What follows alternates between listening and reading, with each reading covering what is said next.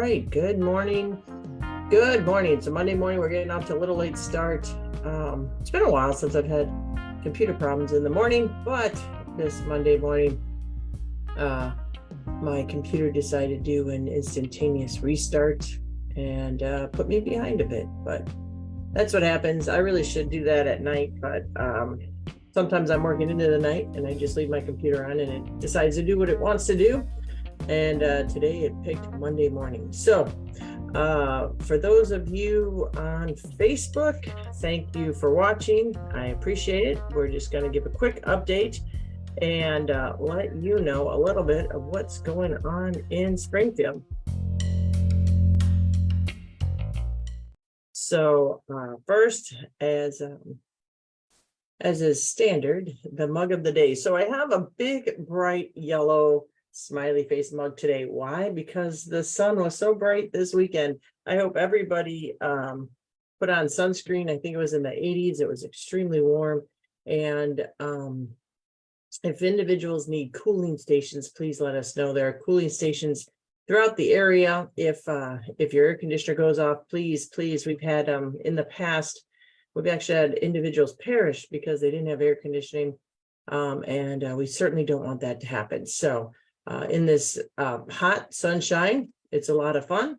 But if you know individuals that are homebound, that might not have their air conditioning working, please, we can direct them to cooling stations so that they can get the appropriate assistance. So that is a little bit of a public service announcement.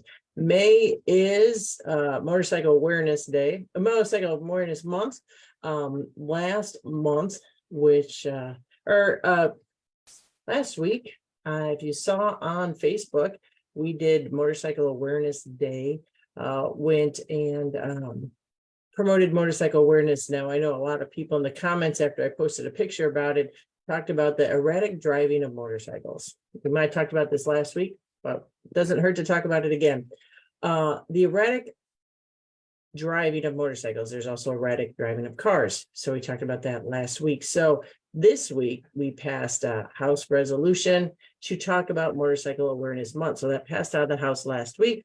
I know we did not pass a budget, but I did pass a resolution and a couple other bills to help out our Chicago firefighters with their pension issues. Last week, I filed a bill. It's a House bill, which means it's not going to be voted on right now, but we filed a House Bill 4098 and a second House Bill 4099, and this is the first comprehensive step towards looking at our pension system. So the reason why it's filed as a House bill, individuals might not understand the process, is because it's a big solution, and because it's a big solution, we need to look at it over the summertime. So because we need to get a lot of input from individuals to make sure we get this right the first time. And this is why I think it's so important to have filed this as a House bill. So you file it as a House bill.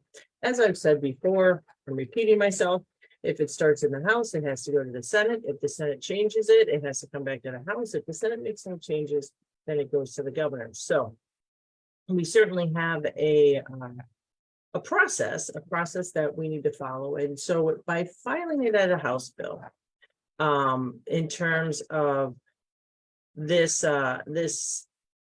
session, it means that it's not going to go lightning fast. Now, there have been some, and I got to tell you, there have been some bills that have gone through lightning fast through the General Assembly, and they come out of nowhere, and individuals say, where did they go? But the reality is there has been a lot of work, and some of the bills that are said to come through lightning fast, to be quite honest, it's a composition of other bills that legislators have already filed. These bills have been then put together in one bill of the same subject matter per se, and then they go through. So one can say the one larger bill went through pretty fast, but for those that are paying attention and understanding, the fact of the matter is that the components of those bills were considered separately. So there's all these different techniques, scenarios, situations that we find in Springfield quite often. And that is one of them. That's not happening today. This bill that I filed, House Bill 4098, House Bill 4099, is different parts of different bills and also different ideas and strategies from some legislators in the past. So what we're looking at is a comprehensive plan with regards to tier 2 pensions. Now, some of the components of this bill, if you're interested, is fixing what is called the tier 2 pension issue. So number one, the tier 2 issue that we face is from the changes that were made in 2011, right before I got into office. And what these changes were to do was to start reducing benefits for state employees, teachers, university employees, that group of state employees. In addition to other pension systems in the state that the state has oversight over, such as the Chicago Teachers Pension Fund, the Chicago Fire Department Pension Fund, Downstate Pension Fund for Fire and Police, Chicago Police Pension Fund. So there's other pension funds that the state has jurisdiction over. However, these bills only affect right now the state of Illinois pensions. Now, Tier 2 was a reduction of benefits for all new members after a certain date. So we have Tier 1, which is individuals before that date in 2011. And then we have Tier 2 individuals hired after that date in 2011. Now, I've said this before, it bears repeating that our employees, the individuals we are talking about that are on the pension system, do not get Social Security. This is the only retirement that they have, unless they put money aside in a 457 plan or deferred compensation plan or some other plan where almost everybody in the state of Illinois gets Social Security. This subsection of individuals do not, and it goes all the way back to when Social Security was established. The state of Illinois chose to opt out of Social Security for its employees and create pension systems. Now, we do have one pension system that does not interfere with Social Security, and that is the SERS, State Employee Retirement System. That system was established to go concurrently with Social Security. So there are no violations per se with the SERS system. There are concerns with the rest of the systems because the federal law requires us to be equal to or more generous than Social Security. Now, we didn't have that problem with the Tier 1 because they had more generous pensions than Social Security, but in Tier 2, there's been a lot of discussion about this called safe harbor provision.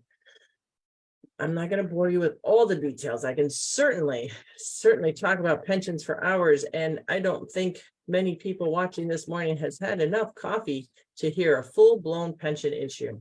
But in filing House Bill 4098, that's the main bill I'm going to focus on. Most notable is the cancellation, the closure of two pension systems that are only 14% funded and are not really performing. And those two pension systems are the GARS, the General Assembly Retirement System, and the JRS, which is the Judges Retirement System. So these two systems, they were established, and you probably will see some reports of some individuals under this Tier 1 General Assembly Retirement System being able to retire with an abundance of benefits. So the Tier 1, again, Tier 1 is before a certain date in 2011 when they passed the Pension Reform Act that created the Tier 2. So these individuals in the Tier 1 can retire with an exorbitant amount of money than what they paid in for. A perk. The General Assembly members of the past, not present, not during my tenure, decided to create a different pension system for themselves so they could get a better deal. So what we're doing is we're canceling those out in this bill, canceling them out, putting them back in with the employees retirement system, SERS, the one that coincides with Social Security. So there'll be no more special perks in the pension system with these two pension systems. In addition to that, we're looking at some other options for employees. I won't go into a lot of detail, but expanding a buyout program, creating a deferred retirement option program, looking at getting up to that Social Security standard.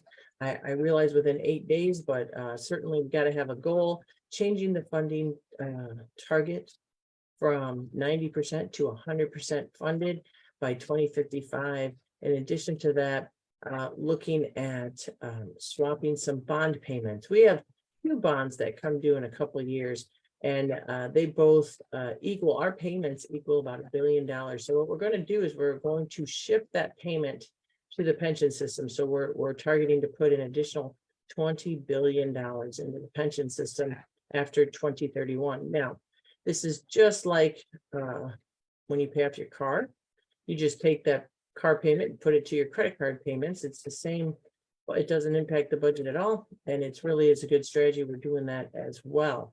So there's a lot in there. That is like the short end of the pension update. Again, I'm being nice. I don't think individuals this morning have had enough coffee to talk about the whole budget issue and the whole pension issue with regard to what we're doing.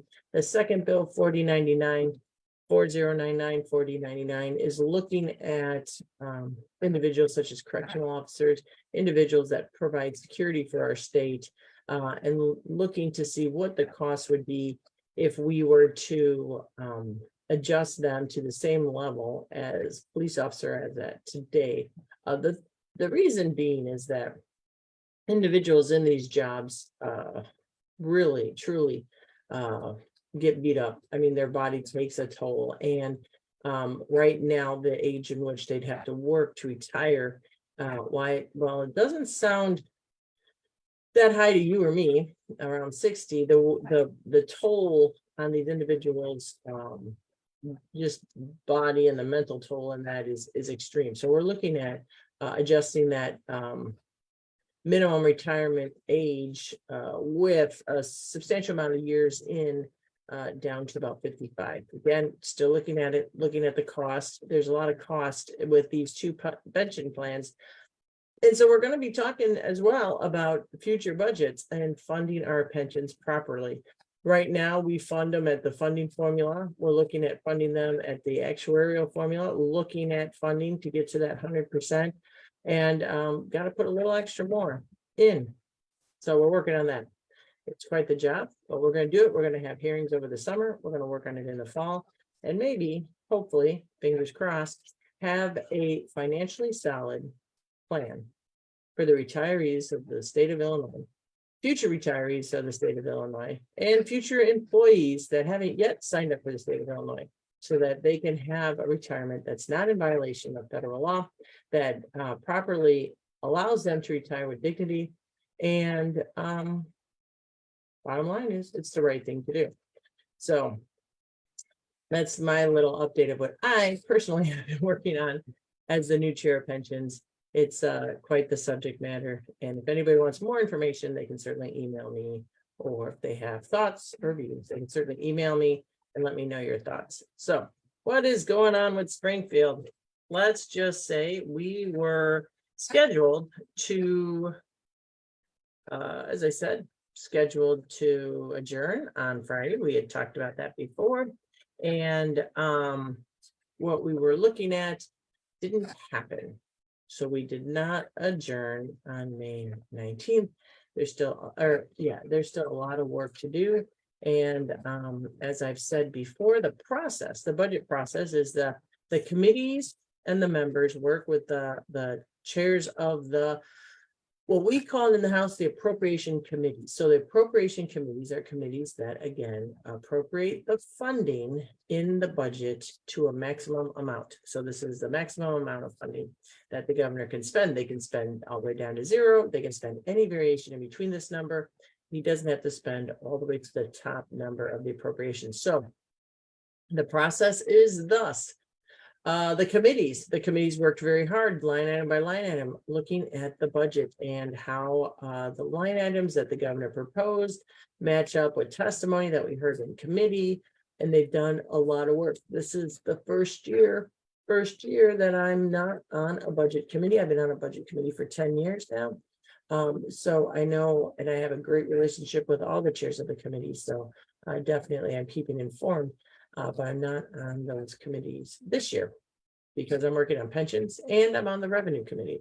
Revenue, of course, is a very important component. They've adjusted the revenue a bit. I've talked about that in the past, but we are still looking to pass a responsible, fiscally balanced budget. So the chairs of the committee then get together in the budget working group, and they put together and they relay up their feedback from their committees. And what that then goes to is a smaller group called the budgeteers. And what they do is there's some budgeteers in the Senate, some budgeteers in the House, and some in the governor's office. And so they come together and bring the feedback from the House and the Senate and the governor's office, and they come together for an agreement. And that is where we're at right now, is they're looking at an agreement in some of the spending line items. The goal is to have an agreed budget between the House, the Senate, and the governor. Not a bad idea. In the past, I've seen very contentious budget fights between the House and the Senate and the governor vetoing it. It just gets messy. This process is the best process that can come about. All agreed, working very hard. So that's what's happening right now. Good morning, Marty, Bonnie, and Bob Dunn. So Marty said, would love to see the frozen senior meal distribution revived. Some of us are still wary of group settings, especially those of us who's had COVID and never want to get it again. So the frozen senior meal program was a great program. It was run by Kane County Senior Services, and it was a grant mostly during COVID that we were able to partner with. Myself and Representative Barbara Hernandez were able to partner and provide meals for seniors once a month. Now, that funding for that program, I believe, has been discontinued by the federal government, and the funding for that is not available. However, I do know that the Interfaith Food Pantry does provide food and any kind of things that you need with a home delivery program. They will deliver it right to your home. I know it's not the frozen meals. The frozen meals are great. You could just make them really easy to prepare and lasted a long time. I mean, I know some there's supposed to be 5 meals, but I know some seniors stretched it because it was a good portion. If that program comes back, we will certainly let you know. We will partner again with my colleagues, either Barbara Hernandez, Representative Hernandez, or Representative Hansen, working in our area in King County to help seniors get meals. So as it sits right now, that program is not up and running anymore due to funding, but definitely it's certainly something to do. Now that's the frozen meals. We still have Meals on Wheels for seniors, individuals that are homebound, and they can get a Meals on Wheels delivery. That program is still up and running and is funded. And so, Marty, if you need information with Meals on Wheels or information of the home delivery program from the food pantries, please reach out to my office and let me know, because certainly we don't want individuals to be struggling with food insecurity. So that's a big thing. So let us know. But thanks for that question in the Facebook chat. Really appreciate that. What is our schedule like this week? So we are back in the House is back in session Wednesday, Thursday, and Friday. The Senate is in session Wednesday and Thursday. So it's looking like the budget's going to start in the Senate and come to the House. The issue that we're looking at is a thing called posting requirements, and it is in the Constitution that a bill must be read into the record on 3 separate days before it can be considered. So that's important to remember, because since we did not get that done by the 19th, whenever a bill comes over from the Senate, it can come over today.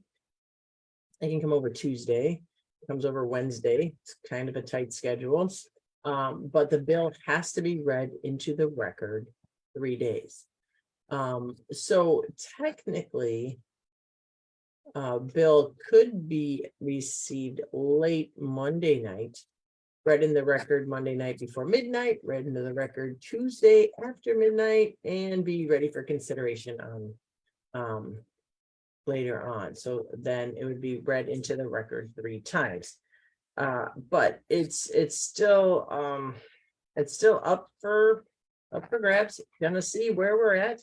So the traditional deadline for the House is May 31st. So technically this week, we can still do work. It's not a regularly scheduled session day. So that's going to be a little bit interesting to work at, because we don't have, to get people down there.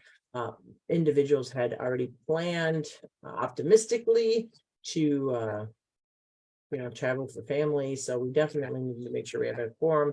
But technically we don't have to finish until May 31st. And realistically, the state of Illinois' budget does not begin until July 1st. So while we do not want to go into the June months to finish our budget, to make sure that the department heads know what we are working on and can prepare for the new fiscal year, there is a little bit of time. Now, the May 31st date used to be an issue back in the day, when we had a more evenly divided chamber in the House and the Senate.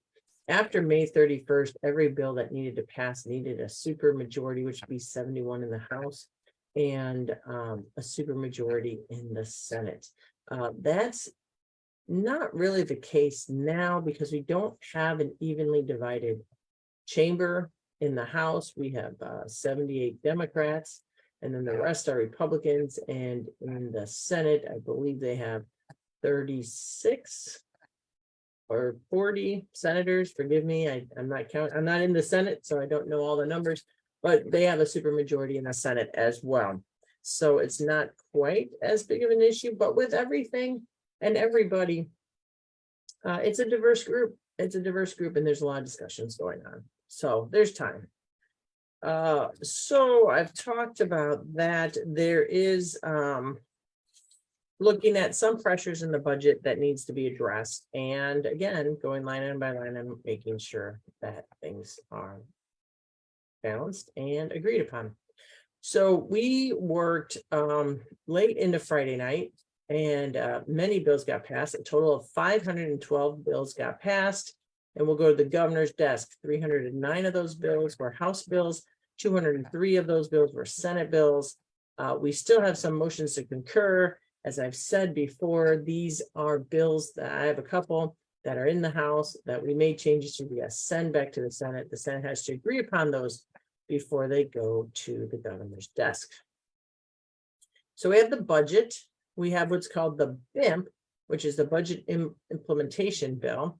And then we normally do a Medicaid omnibus. And so there's a couple things that are key that we're kind of looking at. There are some bills that will most likely be either rolled in or voted on, and we voted on a couple of them. Creating a state health exchange is one of the things the governor's been talking about. House Bill 579. We have the federal exchange, but it would be more beneficial to the people of Illinois if we do have a state exchange as well. So that's that bill. Our cannabis program needs some change. Looking into that bill, Senate Bill 1559, there's of course a revenue package which talks about tax breaks and some changes with regards to that. It's not really revenue as in generating revenue. It's called the revenue omnibus because these are subject matters that are in the revenue committee. So while I understand the name is revenue package, it's not really a package of revenues. We're not considering any tax increases or any revenue increases overall this session. but these are, some tax credits and some other things that are rolled into, and that's Senate Bill 1963. There's a procurement, how the state buys things, a procurement bill, House Bill 2878. There's an energy package, House Bill 3445. They're looking at some changes to our election law, Senate Bill 2123. We are looking at changes to the biometric data privacy laws. If you've heard about that and seen it, our law has been interpreted different ways. There's been some court cases that have went up to the Supreme Court. The Supreme Court has pretty much kicked it back down to the legislature to say, can you clarify this language? So we're looking at that. House Bill 2518, property tax package, House Bill 2507. There's a bunch of bills a bunch of programs that sunset. So we have a general sunset bill every year, Senate Bill 89, and then and a map of the Chicago school board districts to be elected in 2024.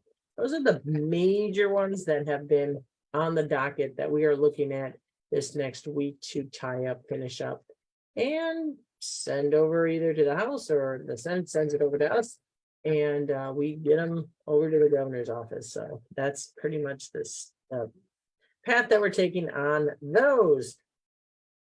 So the Illinois Supreme Court heard arguments in the case with regards to the assault weapons ban on the state level. The U.S. Supreme Court opted not to block enforcement of the law. Again, as I've said many times, bears repeating again, the United States Supreme Court, the Illinois Supreme Court looks to the constitutionality with regards to the Illinois Constitution. The United States Supreme Court looks to the constitutionality of the United States Constitution. So if individuals go up to me and say, you're violating my constitutional right, that's not up to you, that's not up to me, that's up to the United States Supreme Court. And in this particular case, the United States Supreme Court opted not to block enforcement of the assault weapons law that was passed. The cannabis transporters filed a lawsuit. So a group of licensed cannabis transporters, so these are individuals that transport cannabis product, are suing the Illinois Department of Agriculture, claiming that the state is allowing unlicensed operators to transport this product. The transportation license allows the holder to deliver cannabis from the grower to the retail stores around the state. And then there was a law that prohibited out-of-state donations to judicial committees and capped the contributions at $500,000. But that was permanently enjoined on May 18th. So the order followed an agreement between Attorney General and the plaintiffs, in which the Attorney General opted not to appeal, and the plaintiffs agreed not to file a motion to recover legal expenses. So that means that that law is not enforceable based on judicial review. So we're looking at, and under the executive branch, they do a lot with the departments, more than we do on the legislature. We pass the laws. The executive branch manages the departments. And so the Department of Human and Family Services is going to ask the federal government to reauthorize an amended version of the state's 1115 waiver for behavioral health services.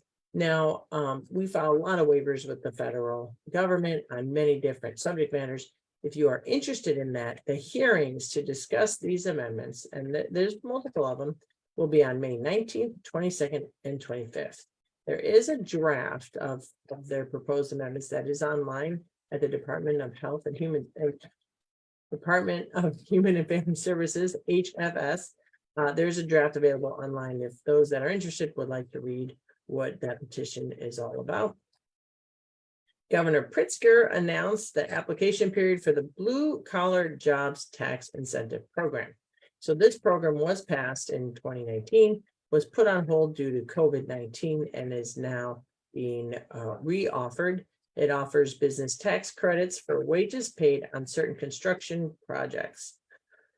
So Companies can be designated high-impact businesses under state law, and they're eligible to receive credits for project if the project exceeds $12 million and creates 500 full-time jobs. So they're available for businesses that completed projects in 2021 or later, honoring the original effective date of the bipartisan agreement.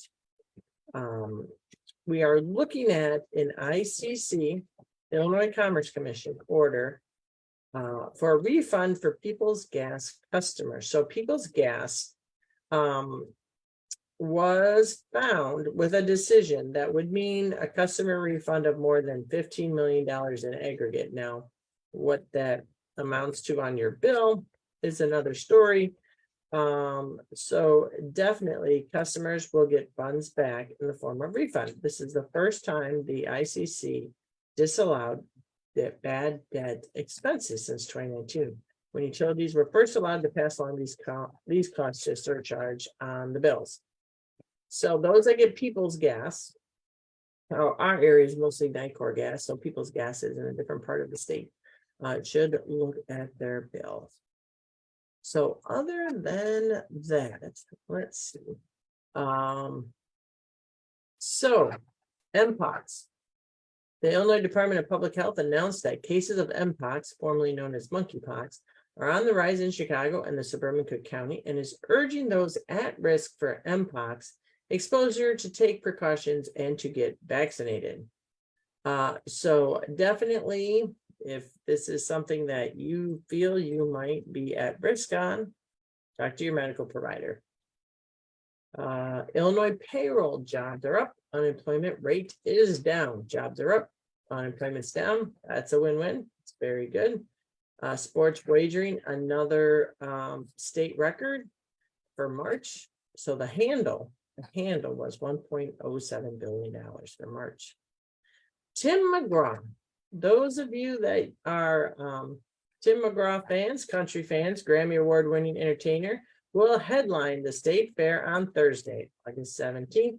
The 2023 Illinois State Fair runs from August 10th through August 20th in Springfield. So definitely, if you haven't been to the state fair, it would be good to check it out. So again, the Secretary of State has released a list of that things and words and letter combinations that they will not allow on Illinois license plates. NBC5 obtained a full list, and if you're interested, there are thousands of words that are permissible, but there are words that will not be allowed. So don't bother flying to the Secretary of State to try and get these words on your license plate. And then carrying on with the Secretary of State, they announced the new position of Diversity, Equity, and Inclusion Officer, Dr. Margie Lawler. So congratulations to her. So what else is going on that we are looking at? Soldier Field. We talked about the Bears. There is a plan, still working on a plan that will be worked on over the summer.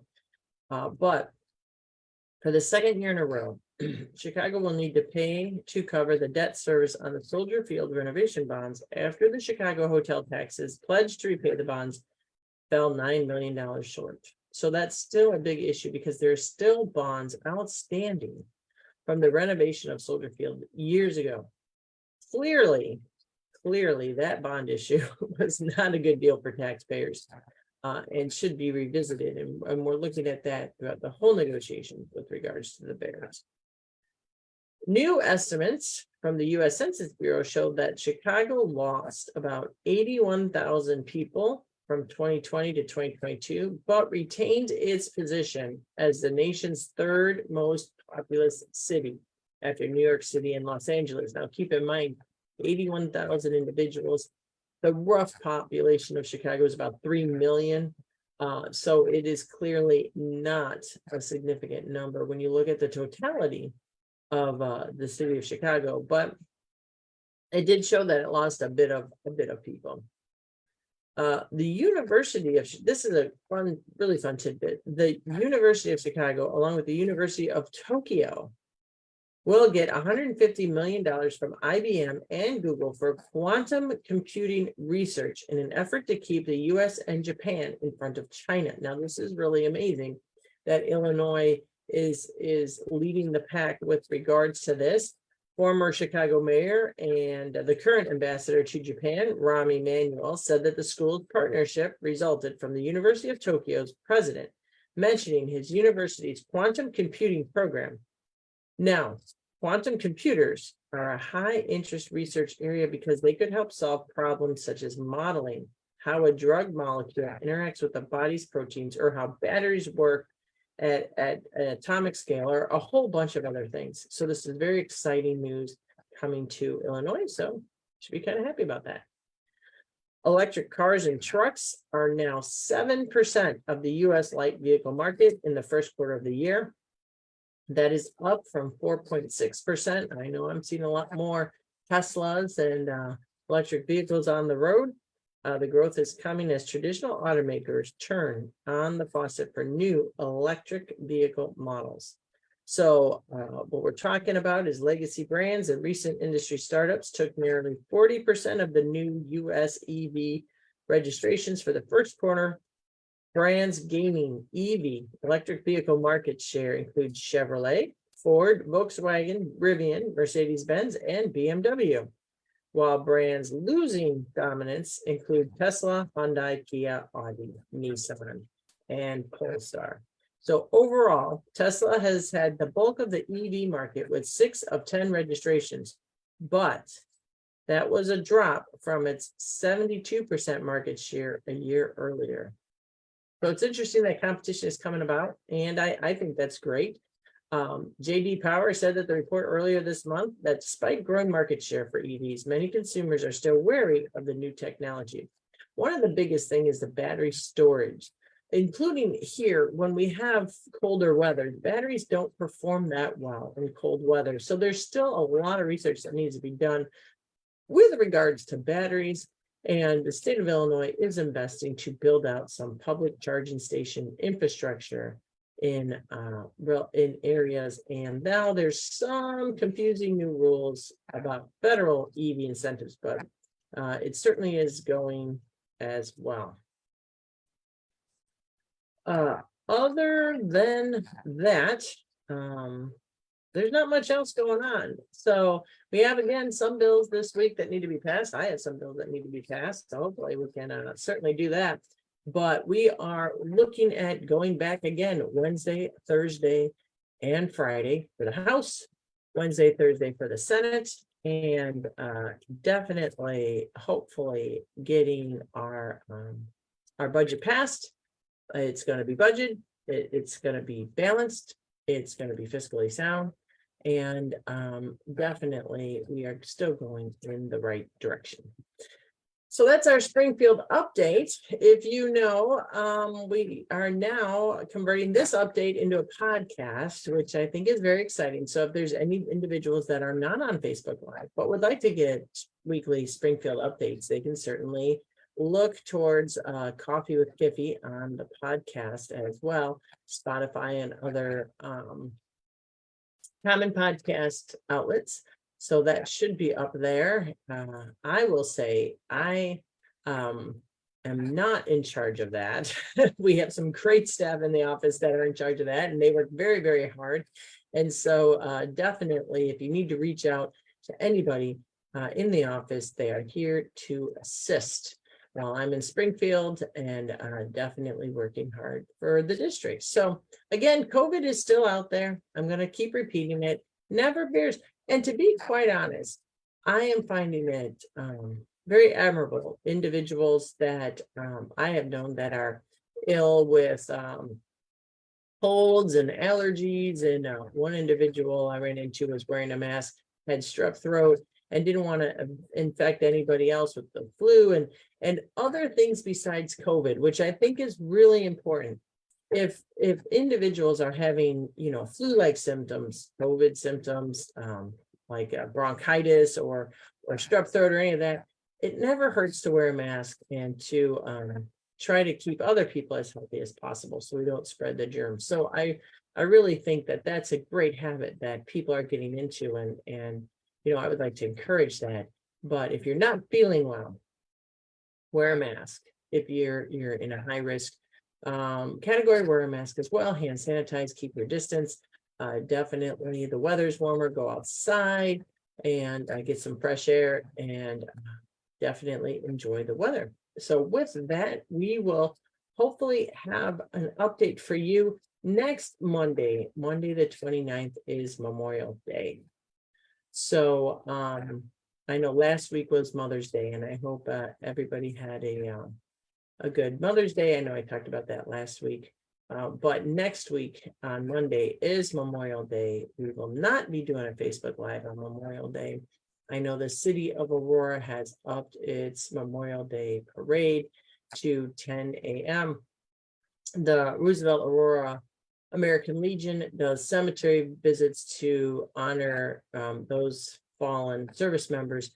They would normally do that in the morning. They have now pushed those cemetery visits to the afternoon. And I know that I am going to be the Grand Marshal for I'm blanking on it right now. But I'm going to be the Grand Marshal for Memorial Day. That is not in Aurora, so I won't see you on Memorial Day with regards to that. But I'm the Grand Marshal for the Mount Prospect Memorial Day Parade. So I will be in Mount Prospect. They are honoring me as the Grand Marshal for their parade. I'm very humbled, and they didn't have to do that, but. So I will be at the Mount Prospect Memorial Day, and then hope to see you in June. So we won't have an update on Memorial Day, but we will have a comprehensive wrap up of the session on June. It will be June 5th. So we will talk then, but until then, remember all our service members and our Gold Star families that have given so much for our country. This Memorial Day, it is not a holiday of celebration for many. It is a national day, of mourning. And keep the Gold Star families in your thoughts and prayers, and the family, the loved ones that they lost, fighting and defending our country. And they should be remembered every day. We in the house do a remembrance ceremony every year, and we did not announced any names this year of those that have been fallen, thankfully, but there are those that have given their lives for our country, and we need to remember them. So this Memorial Day, while individuals like to say it's the unofficial start of summer, Memorial Day, it's a national day of mourning. So keep those individuals again in your thoughts and your prayers, because it's a tough day. Every day is a tough day for our Gold Star family. So with that, have this Monday. Have a good Monday, and we will touch base soon. Take care, everybody.